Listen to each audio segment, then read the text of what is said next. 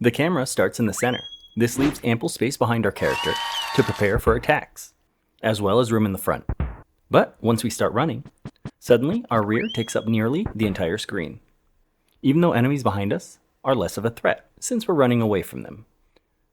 Meaning our front is vulnerable. So let's fix it. We have our camera, but what changes do we need to make so that the camera works more for our game? 1. Boundaries.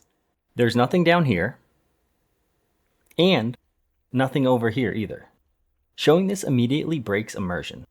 So, a simple fix, we simply lock the camera when it reaches our level limits. No more peeking outside the map. 2. Smooth movement. Snapping our camera directly to the player makes the camera feel real bouncy. We want to allow for quick character movements, but force our camera to be a bit more relaxed. We can create this effect by easing the camera with tweens. And at this point, we've basically recreated GDevelop's smooth camera. So now let's make it better. And we can do this with a view advantage. Instead of tweening directly to the character, we can tween to just in front of them. Turning will add a slight viewing edge depending on the direction you're facing. Then, while moving, we will push that location out even further. Using an algorithm, we can continue to push the distance depending on how fast our character is moving. To handle this, we split the camera logic into X and Y movement. For the X-axis, we only care whether the player is moving left or right. Then we can use single formulas here. 1 for both the camera position, and 2 the tween speed. So the faster the player moves, the further ahead the camera looks, while also speeding up the catch-up time.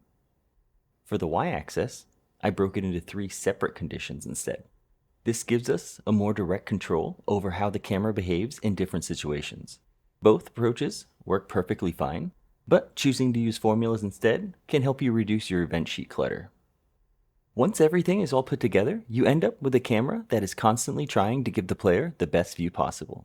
And of course, you're fully in control. You can tweak any of these numbers to better fit your own game. But if you like what you see, here's the exact setup I use in my project.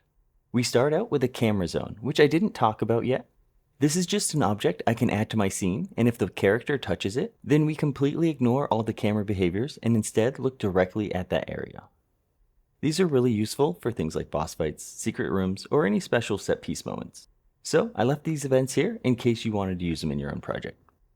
Otherwise, everything else starts at the else event, which you only need the else event if you're using my camera zones. Otherwise, it'll look like this.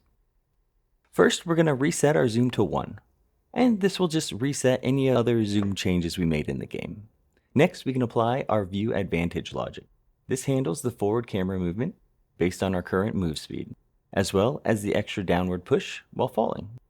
And finally, we clamp the camera to the map boundaries, so the player never sees outside the level. I only have 2, one to the bottom and one to the left, but you can easily add something for the right edge and the top as well. So that's it. It's a super simple setup, but it makes a huge difference on how the game feels. And real quick, I just want to give a shout out to my channel members, Hazardous, Treeblaze, and Don Sir.